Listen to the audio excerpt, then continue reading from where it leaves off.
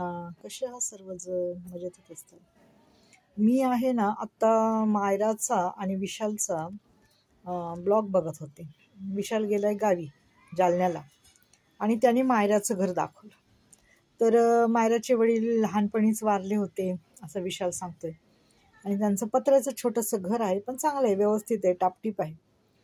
घर कसं आहे माझं तर असं म्हणणं आहे, कारण मी पण म्हणजे माझं पण घर खूप हे होतं, कौलारू असं छोटंसंच घर होतं बरं का माझं. परंतु माझ्या घरात मला जे संस्कार दिले गेले ना माझ्या आई वडिलांनी, ते फार मोठे.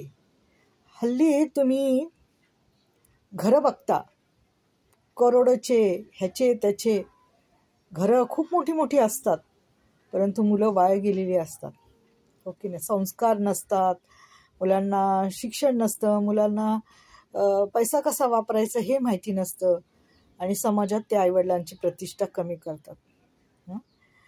तर मला म्हणायचं, मुलाचं घर किंवा मुलीचं घर ह्याच्यापेक्षा आईवडिलांनी मुलांवर किती संस्कार केले आहेत आणि मुलं किती संस्कारी आहेत, ते आपल्या आईवडिलांचं नाव कसं रोशन करतात, ते आपल्या गरीब परिस्थितीत राहून कशी पुढे जातात, कसं आपलं जीवन हे करतात, मार्ग लावतात. आता माझी पण मुलगी गरीब परिस्थितीत शिकली, खूप कठीण. म्हणजे तिचे वडील जरी तिथे कामाला होते बाहेर गावाला जहाजावर, तरी ते आम्हाला जास्त पैसे देतच नव्हते, फक्त फी पुरते द्यायचे. अनेक संकटांनी, अनेक त्रासातून, म्हणजे खूप त्रास होता आम्हाला आमच्या आयुष्यामध्ये, भयंकर भयंकर त्रास होता. पण माझ्या आईवडिलांनी मला खूप सपोर्ट केला. आणि छोटंसंच घर होतं, मला पण तिचं रडू बघून मला पण रडू येतं. कारण का, घर छोटं असू द्या, घर कसं पण असू द्या, पण त्याच्यामध्ये संस्कार देणारे आई वडील आणि लेकरं हे चांगले पाहिजे. घराला बघून, घर तुमचं खूप डोलेजंग घर आहे आणि मुलं वाईट निघाली, लोक म्हणतील काय त्या प्रॉपर्टीचा फायदा.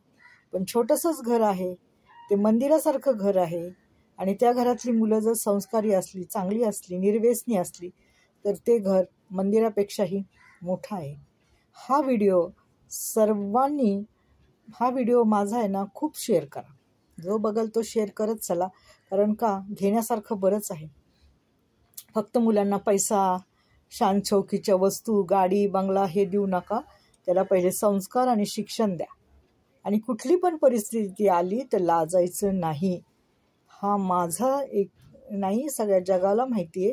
गरिबी आली तर म्हणतात ना, गरिबी आली तर लाजू नये आणि श्रीमंती आली तर माजू नये.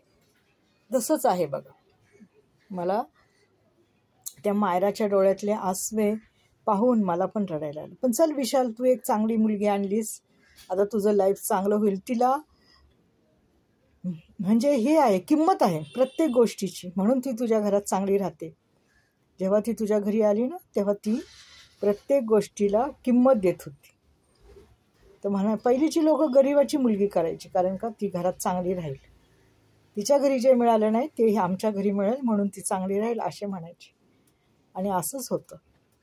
हा व्हिडिओ खूप शेअर करा, खूप लोकांपर्यंत शेअर करा, ही मला तुम्हाला नम्र विनंती आहे. धन्यवाद.